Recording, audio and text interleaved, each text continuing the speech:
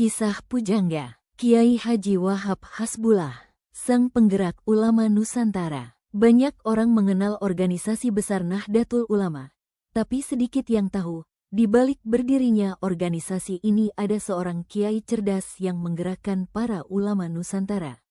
Siapakah dia? Inilah kisah Kiai Haji Wahab Hasbullah. Awal kehidupan. Pada tahun 1888, di daerah Jombang, lahirlah seorang anak yang kelak menjadi tokoh penting dalam sejarah Islam di Nusantara. Anak itu bernama Abdul Wahab. Ia lahir dari keluarga ulama yang sangat dihormati oleh masyarakat.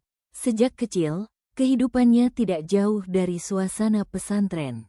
Ia tumbuh dengan lantunan ayat suci Al-Quran dan pelajaran kitab-kitab agama. Lingkungan itu membentuk dirinya menjadi seorang anak yang mencintai ilmu. Wahab kecil dikenal sebagai anak yang rajin belajar dan memiliki rasa ingin tahu yang sangat besar. Menuntut ilmu dari pesantren ke pesantren. Ketika mulai remaja, Wahab Hasbullah melakukan perjalanan menuntut ilmu dari satu pesantren ke pesantren lainnya. Ia belajar kepada banyak ulama besar di Jawa. Dari mereka, ia mempelajari berbagai ilmu agama seperti fikih, tafsir, hadits, dan bahasa Arab. Perjalanan menuntut ilmu ini membuat pemikirannya semakin luas. Namun bagi Wahab Hasbullah, perjalanan ilmunya belum selesai. Ia ingin memperdalam ilmu langsung di pusat dunia Islam. Belajar di Tanah Suci. Dengan tekad yang kuat, Wahab Hasbullah berangkat ke kota suci Makkah. Di sana ia belajar kepada para ulama besar dari berbagai negara. Selama di Makkah, ia tidak hanya belajar ilmu agama, tetapi juga melihat bagaimana umat Islam dari berbagai bangsa bisa bersatu. Pengalaman itu membuka pikirannya. Ia mulai memahami bahwa kekuatan umat tidak hanya terletak pada ilmu, tetapi juga pada persatuan. Menggerakkan para ulama. Setelah kembali ke tanah air, Wahab Hasbullah melihat kondisi umat Islam yang masih terpecah. Banyak pesantren berjalan sendiri-sendiri tanpa adanya organisasi yang menyatukan para ulama. Hal ini membuat Wahab Hasbullah berpikir bahwa ulama harus bersatu untuk membimbing umat. Ia mulai mengajak para ulama muda untuk berdiskusi tentang masa depan umat Islam.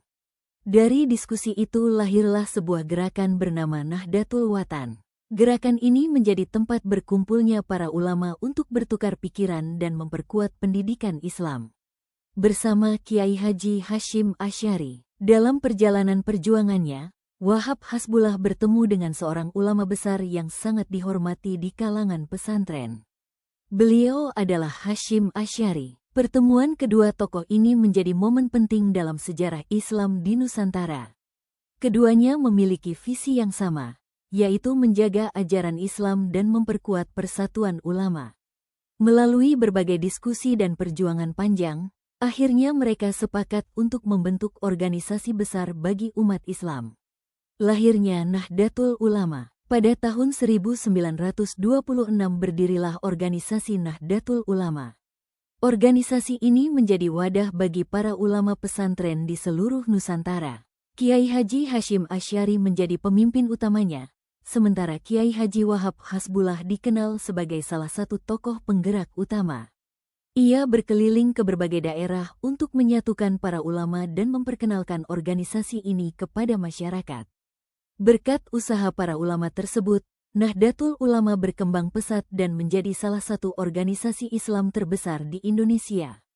Sosok kiai yang bijaksana. Selain dikenal sebagai tokoh pergerakan, Kiai Haji Wahab Hasbullah juga dikenal sebagai sosok yang cerdas dan bijaksana.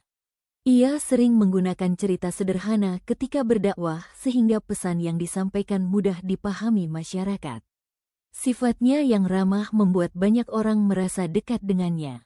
Para santri sangat menghormatinya sebagai guru sekaligus sebagai teladan. Penutup kisah.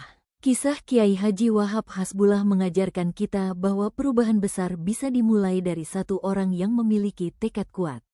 Dari seorang santri yang gemar belajar, ia tumbuh menjadi tokoh yang mampu menggerakkan ulama Nusantara. Namanya akan selalu dikenang sebagai sang penggerak ulama Nusantara.